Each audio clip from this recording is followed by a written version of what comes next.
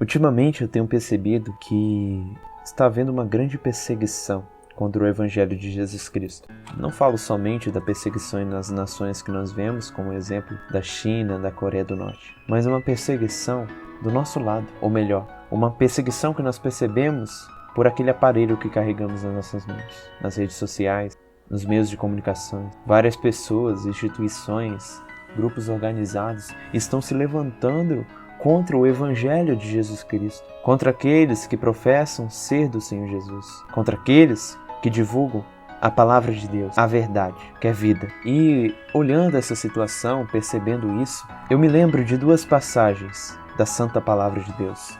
A primeira é em Salmo 2, que diz: porque se enfurecem os gentios e os povos imaginam coisas vãs, os reis das terras se levantam e os príncipes conspiram contra o Senhor e contra o seu ungido. Então essa perseguição não é nova, essa perseguição é muito antiga. Na verdade, essa perseguição começou ali no Jardim do Éden. Uma perseguição que tenta deturpar a palavra da verdade de Deus. Nós vemos isso quando inimigos se levantavam contra Davi. Nós vemos isso na igreja primitiva, em que os reis daquele tempo, os imperadores, se levantavam contra o Evangelho de Jesus. E a outra passagem que me trouxe a lembrança foi a passagem de 2 Reis, no capítulo 11, no versículo 1 e 2, que diz: vendo Atália, mãe de Acasias, que seu filho era morto, levantou-se e destruiu toda a descendência real. Atália era filha de Jezabel.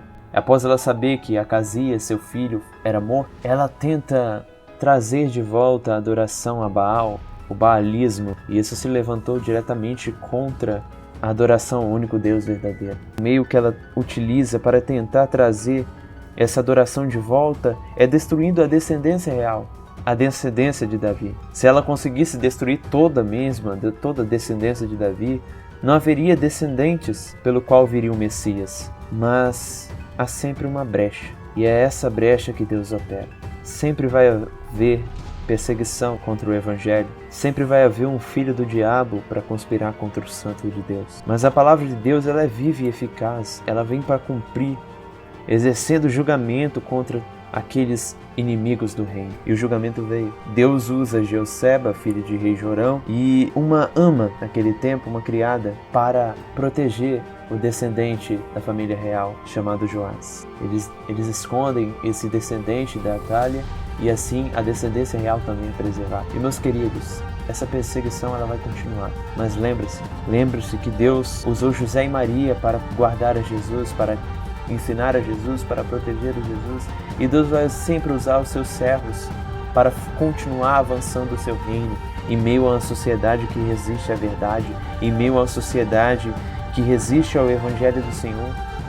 E lembre-se que aqueles que são inimigos do reino sofrerão o julgamento da ira de Deus. No Salmo 2 diz que no tempo da ira de Deus, Deus há de confundir aqueles que se levantaram contra o seu Evangelho, contra a mensagem de Deus. Então, meus irmãos, se você está sofrendo alguma perseguição, lembre-se que Deus usa as coisas loucas desse mundo para confundir as sábias. Jesus disse: edificarei a minha igreja e as portas do inferno não prevalecerão.